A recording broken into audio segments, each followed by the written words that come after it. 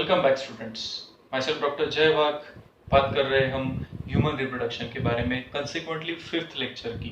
Before going to this part and discussing some important topics in female reproductive system, आज हमारा positive thought है। This positive thought comes from the great missile man of India, doctor APJ Abdul कलाम।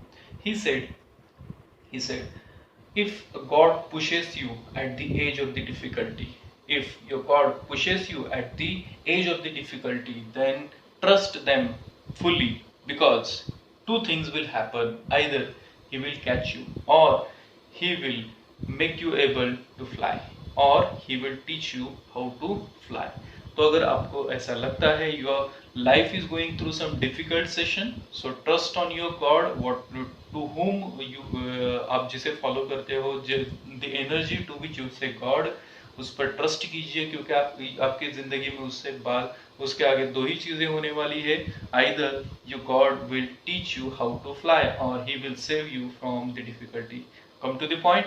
तो ये positive thought के बाद हमारा जो consequent session चल रहा है बच्चों, तो ये जरूरी क्यों है पिछले वाले लेक्चर्स आपको देखने के लिए, because whatever sessions we are learning at the start of every lecture, those are dependent to previous lecture। तो previous lecture में end कहाँ पे हुआ था, accordingly हमारी start होती है हर lecture की।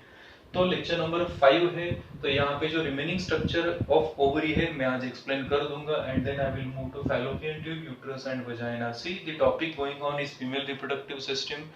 External genitalia were explained in previous lecture. Along with that, we had started discussing internal genitalia. Internal genitalia means that part of female reproductive system that is invisible, that is not visible to human eyes. Then those are present in lower abdominal region. What they consist? They do consist pair of ovaries, a single uterus, then pair of fallopian tubes and a single vagina. So these are the internal genitalia part, and we are continuing our discussion about the structure of ovary. So about structure of ovary, what we had studied previously, please go there to lecture number 4 and please recall it. So these are very small almond shaped and primary reproductive structure. Why primary reproductive structure? This is challenge for you. Please go to previous lecture, because they produces gametes. That's why they are called as a primary reproductive organ. So they produces gametes through the process of gametogenesis under the influence of different types of hormones. So we'll discuss it later on, but here remaining structure of ovary is here. When we'll study the TS of ovary, now we'll compare that structure with TS of testis. At that time we have studied what are the coverings of that structure called as, then what is the internal and outermost external part of that structure called as. In case of testes, we had studied VAT, tunica vaginalis, tunica albuginea and tunica। आप recall कीजिए, ये पिछले lecture में भी मैंने बताया था, मैं हर बात नहीं बताऊंगा। Intention I will keep some you can say lacunes in order to search you from textbook. Come to the point। तो वो जो VAT था, तो ये यहाँ पे वो जो लाइनिंग्स होती है बच्चों, तो लाइनिंग में सबसे पहले तो आप देख सकते हो कि it is made up of, it is lined by germinal epithelium. मैं ये पूरा ड्रॉ नहीं करते बैठूंगा, तो it is lined by germinal epithelium. तो ये जर्मिनल एपिथेलियम होती है, जर्मिनल एपिथेलियम के you can say very next to germinal epithelium वहां पे एक लेयर होती है जिसका नाम होता है tunica albuginea. Very next to germinal epithelium there is a line that is called as a tunica albuginea, tunica albuginea. Okay, तो this is the lining which is next to germinal epithelium. हाँ, tunica albuginea क्या cover करती है? मैं किसी भी ovary को दो पार्ट में डिवाइड कर सकता हूँ। अगर मुझे हिस्टोलॉजी या टीएस पढ़ना है तो मैं मिटा देता हूँ। तो देखिए, आप ये स्ट्रक्चर को दो पार्ट में डिवाइड कर दीजिए। जो एक्सटर्नल स्ट्रक्चर है इसे कहा जाता है नॉर्मली कॉर्टेक्स, और जो इनर वाला होता है इसे कहा जाता है मेड्यूला। ओके, तो outer most structure is called as a cortex and inner most structure is called as a medulla. तो मेडुला पहले बता देता हूँ, क्योंकि उसमें सिर्फ एक ही स्ट्रक्चर आता है और वो होता है उसका स्ट्रोमा। स्ट्रोमा का मतलब होता है साइटोप्लाज्म या matrix, the fluid which is filled inside at the centre, that is called as a stroma. तो ये तो हो गया उसका मेडुला रीजन जहाँ पे स्ट्रोमा होता है, और ये रहा कॉर्टेक्स वाला पार्ट। तो कॉर्टेक्स वाला पार्ट में थोड़ा सा आपको क्लियर कर देता हूँ। Cortex means the external region, outermost circular structure, जहां पे आपको अलग अलग फॉर्म में ओसाइट्स दिखाई देती है, that is called as a cortex. तो ये रीजन को मैं बोल दूंगा कॉर्टिकल रीजन और इसे बोलूंगा मैं मेडुलरी रीजन। तो मेडुलरी रीजन में आपको सिर्फ क्या मिलेगा बच्चों, स्ट्रोमा मिलेगा, या उसका क्या बोलते हैं, उसे मैट्रिक्स मिलेगा, जिसमें कनेक्टिव टिश्यूज होती है, जिसमें ब्लड वेसल्स होती है वगैरह वगैरह। जो भी न्यूट्रिटिव और सपोर्टिव स्ट्रक्चर्स होते हैं वो आपको कहाँ पे मिलेंगे, स्ट्रोमा में मिलेंगे या मेडुला में मिलेंगे। That is not important part. तो कॉर्टेक्स पे जाते हैं, तो जो भी कॉर्टिकल पार्ट होता है किसी भी ओवरी का, तो उसमें आपको कुछ अलग अलग डेवलपिंग फॉर्म में क्या मिलते हैं, oocytes या ओगोनिया मिलती है। तो ओगोनिया तो वो होती है जो प्रिमोर्डियल फॉलिकल से भी पहले होती है। तो सीक्वेंस आप जब डेवलपमेंट ऑफ oogenesis जब आप पढ़ोगे तो आपको मैं सीक्वेंस भी लिख कर दूंगा। एट दिस पॉइंट मैं यहाँ पे टीएस ऑफ ओवरी या हिस्टोलॉजी पढ़ा रहा हूँ, तो मैं शॉर्ट में बता देता हूँ कि सबसे पहले तो जर्मिनल एपिथेलियम, उसके बाद आपको डायग्राम में दिखाई देंगे प्राइमरी या primordial follicle, primordial follicle. Primordial follicle ही आगे जाकर प्राइमरी फॉलिकल बन जाते हैं। तो बच्चों क्या डिफरेंस है दोनों में, प्रीमोर्डियल फॉलिकल और प्राइमरी फॉलिकल में क्या डिफरेंस है? तो हाँ डिफरेंस है। जो प्रीमोर्डियल फॉलिकल होते हैं ना, ये primordial follicle they are lined with single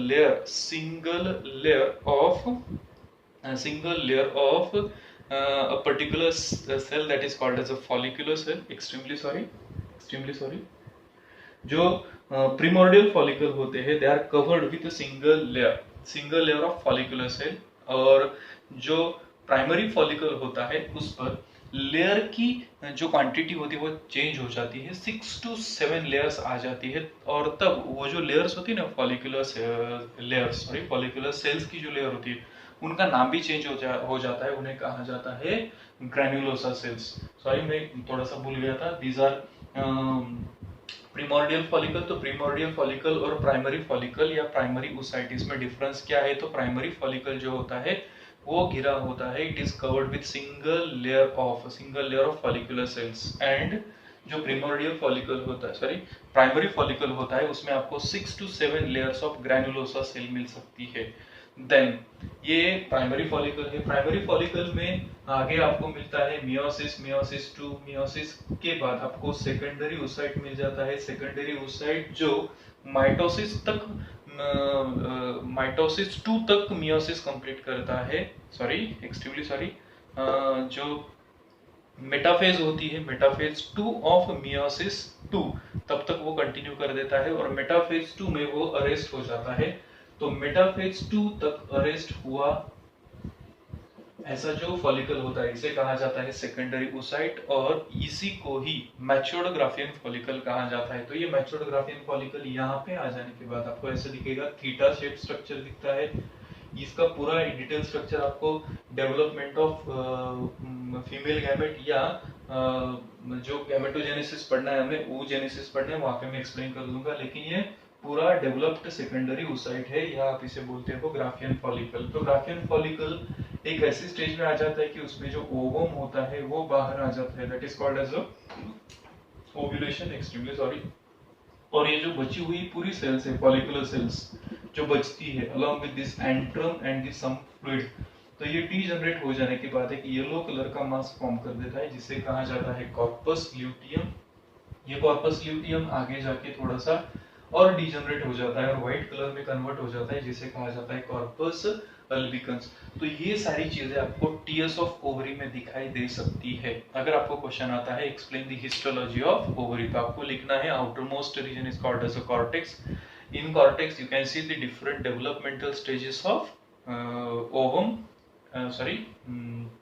जो ओगोनियम होता है, या फीमेल रिप्रोडक्टिव स्ट्रक्चर, फीमेल जो गैमेट्स होते हैं उसके अलग अलग डेवलपमेंटल स्टेजेस दिख सकती है, starting from the germinal epithelium to corpus albicans. और जो मेडुला होता है वहाँ पे स्ट्रोमा होता है, ब्लड वेसल्स होती है, कनेक्टिव टिश्यूज होती है। तो आगे बढ़ते हैं इससे। ये तो था बच्चों स्ट्रक्चर ऑफ ओवरी। इसमें एक बात पिछले लेक्चर में हमारी बतानी रह गई थी, मैं वो एक्सप्लेन कर देता हूँ कि यूजुअली जो ओवरी होती है, और एक बात मैंने बताई थी कि ओवरी में जो भी अलग अलग डेवलपमेंटल स्टेजेस होती है वो अलग अलग एज के अकॉर्डिंग होती है। तो कैसी, ये मैं पहले क्लियर कर देता हूँ। तो एम्ब्रियोनिक लाइफ जो होती है ना किसी भी फीमेल चाइल्ड की एम्ब्रियोनिक लाइफ, तो एम्ब्रियोनिक लाइफ में उसके बाद प्री नेटल कंडीशन, या आप उसे बोल सकते हो प्री बर्थ कंडीशन, उसके बाद चाइल्डहुड और at the time of puberty, and then last जो होता है मेनोपॉज। तो ये अलग अलग फेजेस होती है। अलग अलग फेजेस में ओवरी में क्या क्या कंडीशन होती है मैं आपको एक्सप्लेन कर देता हूँ। तो ये हमारा डिस्कशन रह गया था पिछले लेक्चर में। तो एम्ब्रियोनिक लाइफ में किसी भी फीमेल चाइल्ड के एम्ब्रियोनिक लाइफ में आपको ओवरी में बहुत सारे oogonia मिलते हैं। तो ये oogonia कितने हो सकते हैं? तो अराउंड 2 मिलियन इतने oogonia जो फिटस या जो फीमेल चाइल्ड अब तक उसकी मम्मी की वूम में है, यूट्रस में है, उसकी ओवरी में आपको मिल सकते हैं 2 मिलियन। तो एम्ब्रियोनिक लाइफ से ही ये स्ट्रक्चर्स उसके बॉडी में फॉर्म होना शुरू हो जाते हैं। उसके बाद डीजेनरेसी शुरू हो जाती है। जब तक वो एक particular organ as a organ develop हो जाती है, जब फीटस डेवलप होने लगता है तब वो कम होकर अराउंड 40,000 बन जाती है, अराउंड 40,000 प्रीनेटल या बिफोर द बर्थ कंडीशन। उसके बाद एट द चाइल्ड कंडीशन यही अप्रोक्सीमेट क्वांटिटी रहती है। Eight the time of puberty ये कम हो जाती है, विल कंसिडर इट अराउंड 1000। और प्यूबर्टी के बाद टिल मेनोपॉज ये जो पीरियड होता है अब इसे कैलकुलेट करेंगे। अब what is the puberty and what is the menopause, ये एक लाइन में बता देता हूं मैं आपको।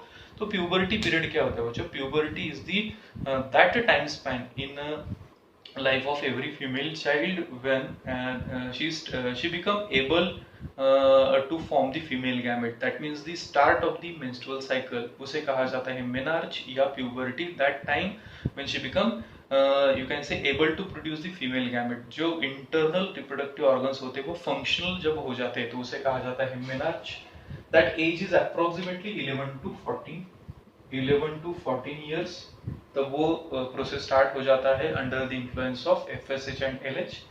उसके बाद मेनोपॉज होता है। इसे end of the menstrual cycle या end of the reproductive phase of female ऐसा भी कहा जाता है। This is approximately 45 to 50। इसका अप्रोक्सीमेट एज होता है 45 to 50।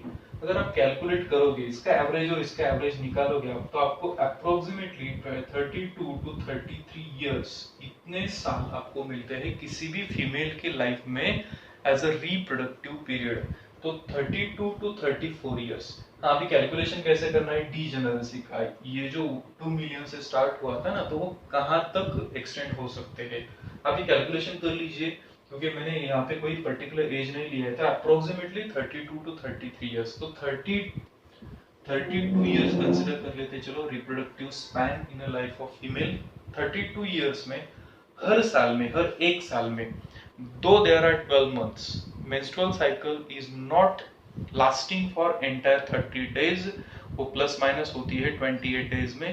तो क्या होता है, दो there are 12 months, there are 13 menstrual cycles in every year, 13 menstrual cycle in every year।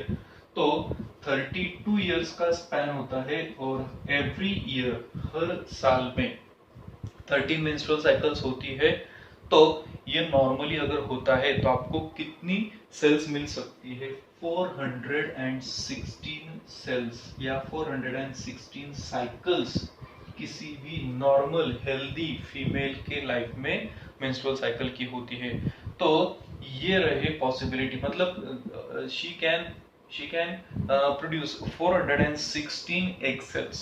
तो कहां से शुरू हुई थी बात? 2 मिलियन से, और कितने एक्चुअली डेवलप हुए या पूरे मैच्योर्ड हुए तो 416। This is how there is a degeneracy in a female gamete to as like a human male sperms या गैमेट्स।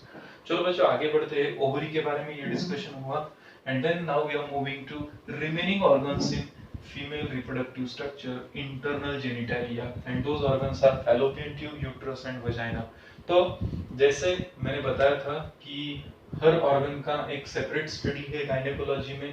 फैलोपियन ट्यूब्स जो होती है इनके, इसका जो स्टडी होता है इसे कहा जाता है सैल्फिंगोलॉजी। सैल्फिंगोलॉजी। उसके बाद जो यूट्रस होता है इसके स्टडी को हम कहते हैं यूट्रस। एक काम करते हैं, यूट्रस जब पढ़ाएंगे तब मैं बता देता हूँ। सबसे पहले तो फैलोपियन ट्यूब के बारे में डिस्कशन करते हैं। फैलोपियन ट्यूब, तो फैलोपियन ट्यूब में अगर डायग्राम में ड्रॉ कर देता हूँ, लेट इट बी, अभी मैं शॉर्ट में ऐसा यूट्रस ड्रॉ करता हूँ, तो ये आपकी फैलोपियन ट्यूब्स है। तो सबसे पहले तो पेयर्ड ऑर्गन है, लोअर एब्डोमेन में होता है, और ये फैलोपियन ट्यूब यहाँ पे ऐसे फिंगर लाइक स्ट्रक्चर बना देती है। तो किसी भी फैलोपियन ट्यूब में अगर मैं पार्ट्स बता दूं तो ये फिंगर लाइक प्रोजेक्शंस होते हैं, इन्हें कहा जाता है फिम्ब्री। प्लूरल है, that's why they are called as a fimbriae. यहाँ पे एक छोटा सा फनेल जैसा स्ट्रक्चर बन जाता है, जैसे कि मैं ऐसे दिखा देता हूँ आपको, इट इज लाइक दिस। तो ऐसा एक स्ट्रक्चर बन जाता है। तो ये जो स्ट्रक्चर होता है फनेल वाला, इसे बोला जाता है एम्प्यूला। उसके बाद ये जो बचा हुआ पार्ट है ये तो फैलोपियन ट्यूब है, fallopian tube है। and then most important region, the place from where fallopian tube releases that ovum, either वो fertilize हो सकता है या unfertilized हो सकता है, वो यूट्रस में जहाँ से सस्पेंड होता है वो एक स्ट्रक्चर, तो उसका नाम होता है बच्चों ऑस्टियम। सॉरी, ये जो स्ट्रक्चर, ये जो ओपनिंग होती है इसका नाम होता है ostium. and the structure through which it descend that unfertilised या फर्टिलाइज्ड ओवम, उसे कहा जाता है कॉर्नियम या इस्थियम। कॉर्नियम या इस्थमस, सॉरी। तो ये था फैलोपियन ट्यूब के बारे में। फैलोपियन ट्यूब की जो स्टडी होती है इसे कहा जाता है salpingology. Study of fallopian tube is called as salpingology. और जितनी भी स्टडी होती है रिगार्डिंग फैलोपियन ट्यूब और सल्फिंग से ही शुरू होती है। तो दूसरी एक जरूरी बात ये, अगर एब्डोमिनल, लोअर एब्डोमिनल स्ट्रक्चर है तो लोअर एब्डोमेन से इसे कनेक्ट करने के लिए कुछ स्ट्रक्चर होते हैं पेरिटोनियम के। तो वो जो स्ट्रक्चर होते हैं बच्चों, जो इसे पकड़ के रखते हैं या उसे होल्ड करते हैं एट अ प्रॉपर पोजीशन, उसे कहा जाता है मेसोसल्फिंक्स। मेसोसल्फिंक्स, या इसे ही ब्रॉड लिगामेंट्स ऐसा भी कहा जाता है। ओके, तो ये था about fallopian tube. Fallopian tube tubular structure होता है, लोअर एब्डोमेन में होता है, पेयर्ड होता है, और उसका स्ट्रक्चर मैंने एक्सप्लेन कर दिया। फंक्शन क्या होता है, तो फंक्शन क्वाइट ऑब्वियस है, उसका फंक्शन क्या होता है, it receives the ovum, which is released by the ovary, female gamete को रिसीव करना with the help of ostium and fimbriae, and then it carries through the tube, and then जो कॉर्नियम या इस्थमस होता है वो रिलीज कर देता है उसे यूट्रस में। तो ये हो गया फंक्शन फैलोपियन ट्यूब का। फैलोपियन ट्यूब में कभी कभी एक ऐसी कंडीशन आती है, फैलोपियन ट्यूब का एक इंपॉर्टेंट पॉइंट आपको कैसे याद रखना है बच्चों, तो fallopian tube is the place of fertilisation. हाँ, ये याद रखना है आपको, fallopian tube is the place of fertilisation. तो कभी कभी ऐसा होता है कि जो फर्टिलाइज्ड ओवम होता है या फर्टिलाइज्ड एग होता है वो यूट्रस में जाने के बजाय, instead of going to uterus, it remain in a fallopian tube and it start developing, और वो डेवलप होने लगता है एम्ब्रियो में या फीटस में, एम्ब्रियो तक ही कंडीशन जाती है। तो ऐसी जो प्रेगनेंसी होती है जहां पे जो डेवलपिंग एम्ब्रियो होता है वो अगर अदर देन यूट्रस पाया जाता है तो वो कंडीशन होती है इक्टोपिक प्रेगनेंसी। इक्टोपिक का मतलब होता है अदर देन यूट्रस। तो ये यहाँ पे फैलोपियन ट्यूब में कभी कभी आपको फर्टिलाइज्ड ओवम मिल जाता है, एम्ब्रियो मिल जाता है। कम टू द पॉइंट, तो ये था फैलोपियन ट्यूब के बारे में। फैलोपियन ट्यूब में आपको सल्फिंगोलॉजी, मेसोसल्फिंक्स या ब्रॉड लिगामेंट और फैलोपियन ट्यूब के स्ट्रक्चर्स और फंक्शन याद रखना है। उसके बाद है यूट्रस। तो यूट्रस जो होता है इसके स्टडी को हम बोलते हैं हिस्टेरोलॉजी। हिस्टेरोलॉजी आपने पढ़ा होगा, हिस्टेरेक्टोमी। तो removal of uterus is called as hysterectomy. तो हिस्टेरोलॉजी मतलब स्टडी ऑफ यूट्रस। तो uterus is nothing but the womb और the structure which develops the baby from single celled zygote to fully ready you can say foetus, जो पूरा born होने के लिए ready होता है, वो स्ट्रक्चर तक पूरा जो डेवलपमेंट होता है वो कहाँ पे होता है, यूट्रस पर होता है। तो we all had went through this structure, हमारी जितनी भी डेवलपमेंट थी from zygote stage to fully multi cellular structure, या पूरा जो डेवलप्ड बेबी होता है उतना पूरा डेवलपमेंट कहाँ पे हुआ था, यूट्रस में होता। ओके, तो यूट्रस का स्ट्रक्चर एक शॉर्ट में एक्सप्लेन कर देता हूँ। यूट्रस पोजीशन क्या होती है, तो position definitely it is lower abdominal position है, as it is female reproductive structure, internal female reproductive structure है। तो ये जो यूट्रस होता है, अगर इसकी पोजीशन डिस्कशन करेंगे ह्यूमन बॉडी में या फीमेल बॉडी में, तो ऐसी होती है, it lies between rectum, posteriorly वहां पे रेक्टम होता है और एंटीरियरली वहां पे होता है यूरिनरी ब्लैडर, तो यहाँ पे होता है uterus. Uterus is present between urinary bladder and rectum. Rectum और यूरिनरी ब्लैडर ये दोनों के बीच में वो लाई करता है। हाँ, इट इज फाइब्रोमस्कुलर ऑर्गन। ये इतना सॉरी, इसका मैं आपको डायमेंशन बता देता हूँ, उसके बाद उसका जो टॉपिक में बताने जा रहा हूँ उसका थोड़ा सा फंक्शन इंपॉर्टेंट हो जाता है। तो इसका डायमेंशन है एट बाय 5/2। ये है उसकी लेंथ, ये है उसकी ब्रेड्थ और ये है उसकी थिकनेस। तो जो लेंथ 8 सेंटीमीटर, 5 सेंटीमीटर, 2 सेंटीमीटर, ये जो डायमेंशंस है इसके अकॉर्डिंगली ये स्ट्रक्चर ज्यादा से ज्यादा इतना बड़ा है। ज्यादा से ज्यादा बोल रहा हूँ, मैक्सिमम आप स्केल पर लेकर आप उसे कंसिडर कर सकते हो। और अब मैं इसकी इंपॉर्टेंट चीज आपको बता देता हूँ। ये स्ट्रक्चर फाइब्रोमस्कुलर और हाईली डिस्टेंसिबल मसल से बना हुआ होता है। कितनी डिस्टेंसिबल बच्चों, ये जब उसका फंक्शन शुरू कर देता है तो उसमें एक सिंगल सेल्ड माइक्रोमीटर साइज का जो जाइगोट होता है वो आता है, और तब से लेकर जो पूरा जेस्टेशन कंप्लीट हो जाता है 9 मंथ एंड 9 डेज का, तब तक वही जाइगोट एक पूरा डेवलप्ड फिटस बन जाता है। Eight the time of birth usually जो नॉर्मल हेल्दी फिटस होता है उसका एज होता है 2.5, प्लेसेंटा का अप्रोक्सीमेट वेट पकड़ लीजिए आप 1.5 kg, और जो फ्लूइड होता है उसका एक 0.5 kg वेट पकड़ लीजिए। तो ये पूरा अगर सम कर देंगे तो आप मोर देन 5 to 6 kg इतना जो कंटेंट होता है बच्चों, ये कहाँ पे हार्बर होता है, तो यूट्रस में हार्बर होता है। तो यूट्रस इतना सारा स्ट्रक्चर खुद में कैरी कर सकता है, और उसका डायमेंशन क्या है 8/5/2। तो ये इसलिए मैंने बताया कि इनिशियली आपको ये डायमेंशन से लेकर कहाँ तक इमेजिन करना पड़ता है, ऐसा स्ट्रक्चर, ऐसा साइक्लाइक स्ट्रक्चर जो 5 to 6 kg ऑफ कंटेंट, ये तो था बाय वेट। बाय वॉल्यूम अगर कंसिडर करोगे तो बहुत ज्यादा वॉल्यूम होता है। तो इतना डिस्टेंसिबल ऑर्गन होता है कौन सा, तो यूट्रस। तो यूट्रस का अगर स्ट्रक्चर आप पढ़ोगे तो स्ट्रक्चर ऐसा है, it is highly muscular and thick walled structure. इतना थिक वॉल्ड होता है कि इसकी इंटरनल कैविटी बहुत ही छोटी होती है। तो बेसिकली मैं ऐसा बोल सकता हूँ कि histologically it is divided into 3 layers. तो 3 लेयर्स कौन सी होती है, सबसे बाहर वाली जो लेयर होती है वो सीरस मेम्ब्रेन होता है। सीरस मेम्ब्रेन होता है टफ मसल से बना हुआ होता है, जिसे हम बोलते हैं इपीमेट्रियम, इसे हम बोलते हैं इपीमेट्रियम। उसके बाद जो मिडल वाला होता है, it is made up of muscles, highly muscular होता है, जिसे हम बोलते हैं मायोमेट्रियम। और सबसे अंदर वाला और हाईली वेस्कुलर, इतना वेस्कुलर कि वो पूरा मेंस्ट्रुअल साइकिल को कंट्रोल करता है और डेवलपमेंट ऑफ इट करता है। तो ऐसा जो स्ट्रक्चर होता है इसे कहा जाता है endometrium. External, middle and inner.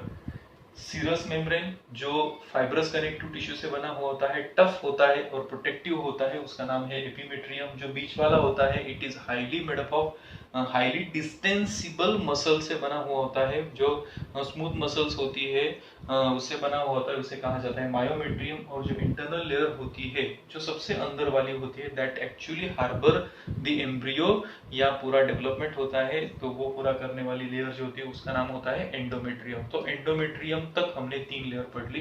अभी किसी भी यूट्रस का बॉडी में पोजीशन कैसा होता है और वो कौन कौन से पार्ट में डिवाइडेड होता है ये भी आपको बता देता हूँ। अगर आप स्ट्रक्चरली देखोगे तो uterus is a pear shaped structure. ये पूरा बायोलॉजी में जैसे कि मैंने बताया कोई ज्योमेट्री वाला शेप नहीं होता है, तो approximately it is a pear shaped inverted sac होती है। और अगर आप इसे अच्छी तरह से पढ़ना चाहते हो तो आप उसे 3 पार्ट में डिवाइड कर दीजिए।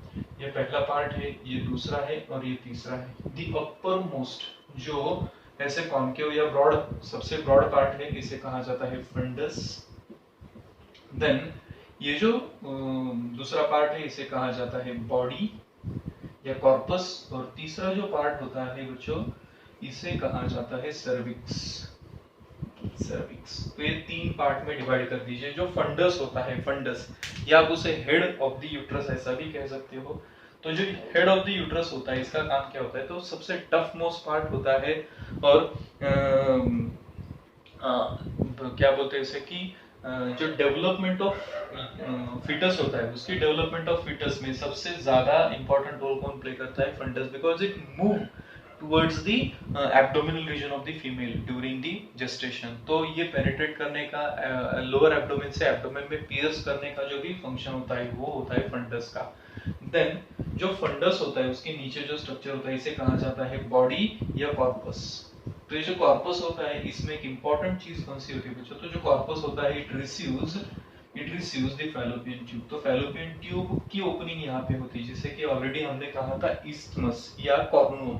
तो ये जो ओपनिंग्स होती है फैलोपियन ट्यूब की, तो क्या काम करती है ओपनिंग, डेफिनेटली जो भी फर्टिलाइज्ड या अनफर्टिलाइज्ड ओवम होता है वो कहाँ से यूट्रस में एंट्री करता है, तो ये रीजन में बॉडी या ये रीजन में से। दूसरा इंपॉर्टेंट पार्ट ये जो बॉडी होती है ये बॉडी में ही एंडोमेट्रियम की पूरी अबाउट 80 to 90% कैविटी किसमें आ जाती है, बॉडी या कॉर्पस में आ जाती है। तो ये जो इंटरनली कॉर्पस होता है ये कैसे होता है, हाईली वेस्कुलर होता है, एक सैक लाइक स्ट्रक्चर होता है and that will harbour the embryo and it will continue grow to become foetus. तो ये होता है इंपॉर्टेंस बॉडी का या कॉर्पस का। और बच जाता है बच्चों सर्विक्स। सर्विक्स को हम बोल सकते हैं it is the opening of uterus. तो यूट्रस इन्वर्टेड ऑर्गन है, abdomen to lower abdomen extend करता है जब वो ग्रेविड होता है, मतलब that when that is having the embryo और फीटस। तो ये जो सर्विक्स होता है the opening of uterus is called as a cervix. तो ये इंपॉर्टेंट रोल प्ले करता है फर्टिलिटी में, क्योंकि अगर ये सर्विक्स प्रॉपर फंक्शन करता है तो ही फर्टिलिटी पॉसिबल है, because male gametes will enter through the cervix. तो ये नेक लाइक स्ट्रक्चर है। तो सर्विक्स में भी 2 पार्ट्स होते हैं बच्चों, एक ऐसा पार्ट जो ऊपर के पार्ट से कनेक्ट करता है और दूसरा एक पार्ट जो वजाइना में एंट्री करता है। तो जो ऊपर वाला पार्ट है जो यूट्रस के कॉर्पस से कनेक्टेड होता है इसे कहा जाता है इंटरनल ऑस। इंटरनल ऑस। अगर आप सर्विक्स को इंडिपेंडेंटली ड्रॉ करो तो cervix is somewhat like this, ये ऐसा होता है सर्विक्स समवॉट। तो ये जो सर्विक्स होता है, सर्विक्स का आधा पार्ट ऊपर की तरफ कनेक्ट करता है और आधा पार्ट नीचे की तरफ। आधा जो नीचे वाला पार्ट होता है वो वजाइनल ओपनिंग में चला जाता है और ऊपर वाला जो पार्ट होता है इसे हम कहते हैं बच्चों इंटरनल ऑस। Internal ऑस OS. और जो वजाइना से कनेक्ट होता है या ओपन होता है इसे कहा जाता है एक्सटर्नल ऑस। एक्सटर्नल ऑस।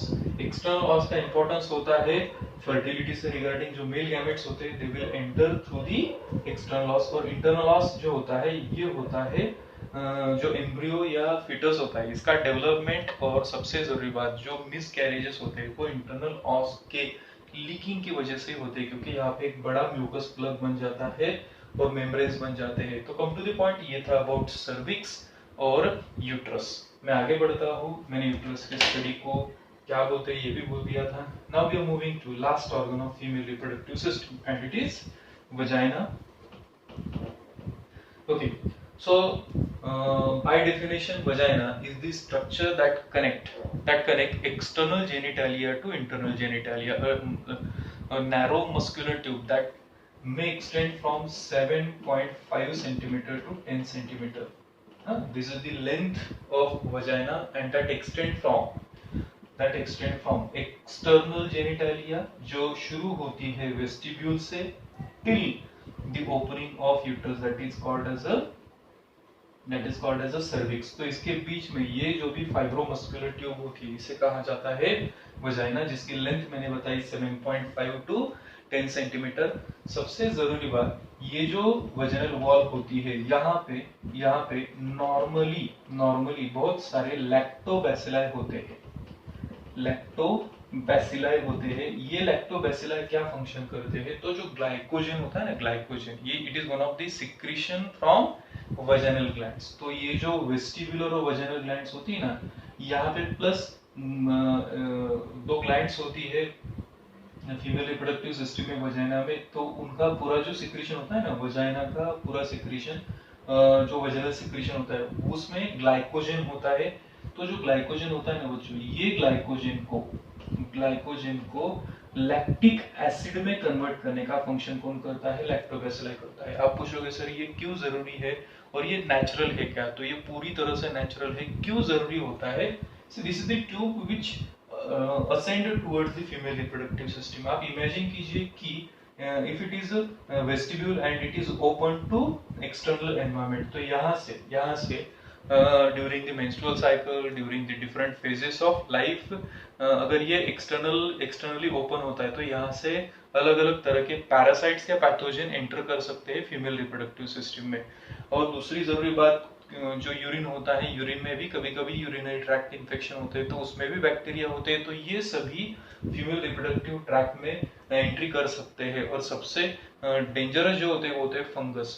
तो ये सभी जो बैक्टीरिया, पैथोजन या फंगस होते हैं उनकी ग्रोथ को रिटार्ड करने के लिए या एक एनाटॉमिकल रेजिस्टेंस क्रिएट करने के लिए ये लैक्टोबैसिलाई वहां पे होना बहुत जरूरी होता है। तो ये बाय डिफॉल्ट, जैसे हम नॉर्मल फ्लोरा कहते हैं वैसे ही नॉर्मल फ्लोरा होता है लैक्टोबैसिलाई का, वो वजाइनल सिक्रीशन में जो ग्लाइकोजन होता है उसे कन्वर्ट कर देते हैं लैक्टिक एसिड में। जैसे कि ये एसिड है उसका पीएच 7 से कम होता है, and because of this acidic pH बहुत सारे फंगस और बैक्टीरिया यहाँ पे ग्रो होना नामुमकिन होता है, and that is the natural defence of the vagina towards the bacteria, pathogen and fungus. हाँ, तो ये हुआ अबाउट द वजाइना। अभी फंक्शन क्या होते हैं वजाइना के, तो 2 या 3 इंपॉर्टेंट फंक्शन आप बता सकते हो। सबसे जरूरी होता है it is the copulatory passage, यहाँ पे इरेक्टेड मेल पेनिस एंट्री करता है and that inseminate the semen. दूसरा फंक्शन होता है after fertilisation during the process of parturition, मतलब जब चाइल्ड बर्थ होता है, डिलीवरी होता है, that baby passes through this vagina to the external world. और तीसरा और जरूरी फंक्शन होता है it provide the passage for menstrual blood, मतलब ड्यूरिंग द मेंस्ट्रुअल साइकिल जो भी कुछ सिक्रीशंस होते हैं, जितना भी मेंस्ट्रुअल ब्लड होता है 35 टू 40 ml, इसे बॉडी के बाहर जाने के लिए पैसेज प्रोवाइड करने का फंक्शन होता है वजाइना का। तो all about this internal genitalia of female reproductive system. तो ये था बच्चों आज का टॉपिक। अगले टॉपिक में हमें क्या पढ़ना है मैं पहले बता देता हूँ आपको। अगला टॉपिक हम शुरू करेंगे प्यूबर्टी इन फीमेल्स, ये टॉपिक से। उसके बाद मेंस्ट्रुअल साइकिल की 4 फेजेस, और पॉसिबल हुआ तो गैमेटोजेनेसिस का टॉपिक हम स्टार्ट कर देंगे। लेकिन हमें ज्यादा टॉपिक एक लेक्चर में कवर नहीं करने हैं, because it become somewhat boring. अगर सेशन लंबा हो जाए तो मैं प्रोबेबली ट्राई करता हूँ 25 टू 30 मिनट्स के ही वीडियोस बनाऊं। तो ये था बच्चों आज का टॉपिक। नेक्स्ट लेक्चर में क्या था ये मैंने अभी बता दिया। तो आज के लिए इतना ही, नेक्स्ट टाइम मिलते हैं, तब तक के लिए बाय।